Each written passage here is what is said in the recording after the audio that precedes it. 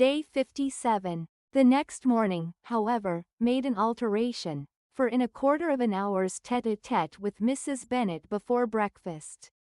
A conversation beginning with his parsonage house, and leading naturally to the avowal of his hopes, that a mistress for it might be found at Longbourn, produced from her.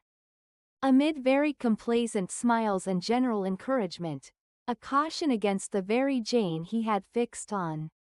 As to her younger daughters, she could not take upon her to say she could not positively answer, but she did not know of any prepossession. Her eldest daughter, she must just mention she felt it incumbent on her to hint, was likely to be very soon engaged. Mr. Collins had only to change from Jane to Elizabeth, and it was soon done while Mrs. Bennet was stirring the fire.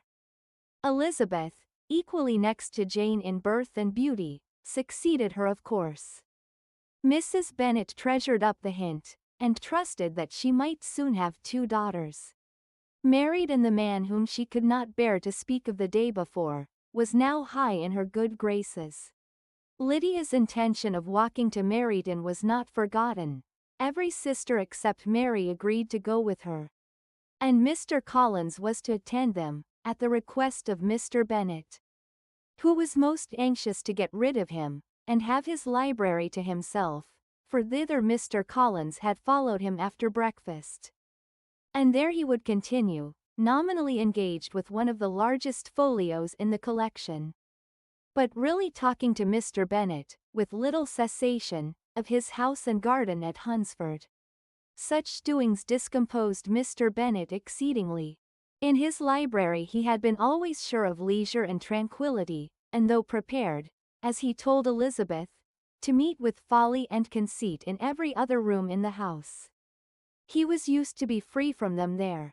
His civility, therefore, was most prompt in inviting Mr. Collins to join his daughters in their walk, and Mr. Collins, being in fact much better fitted for a walker than a reader, was extremely well pleased to close his large book, and go. In pompous nothings on his side, and civil assents on that of his cousins, their Tim passed till they entered Meryton.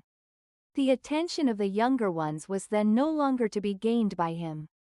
Their eyes were immediately wandering up the street in quest of the officers, and nothing less than a very smart bonnet, indeed, or a really new muslin in a shop window, could recall them.